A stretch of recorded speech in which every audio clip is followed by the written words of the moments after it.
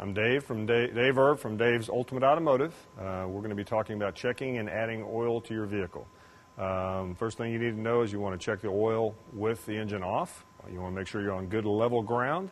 You want to pull the dipstick, find the dipstick, usually marked with a color yellow, orange. It might even have a identifier tag to tell you which one is the oil dipstick on the hood or on the front cowl here. You pull the dipstick, go ahead and clean it the first time.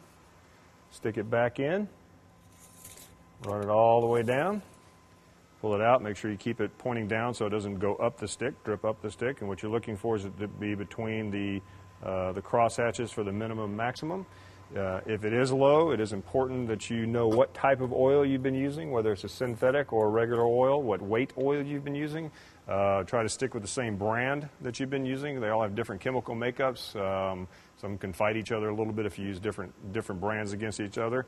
If it's a critical situation and that you didn't find any oil on the dipstick, then it doesn't matter what you use. Just make sure you get oil in the car. And then get to the nearest place to get it changed and get the right type of oil all back in. So at that point, if you identified that it was low, you'd find the oil cap. It's usually marked on top of the engine with a little oil drum, a little oil can. It'll even tell you what weight is recommended. Not all people use the weight that's recommended on top of the lid. That's just for the majority of climates. Climate changes can dictate what type of oil you use. If you're in a much hotter place, you might want to use a little bit heavier weight oil. So find out what you've been putting in, if you've been having your oil changed, what they put in. At that point, I would get a funnel. Put it in the oil fill hole. If it's just below the grid, I'd start with about a half a quart and see how that works. And what you want to do is go ahead and add about a half a quart at a time.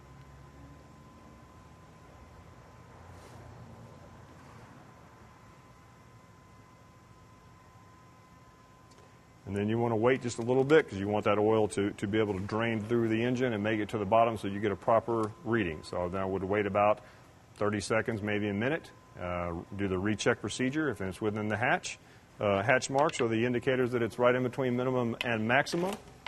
I'd go ahead and put the lid back on, and you'd be done.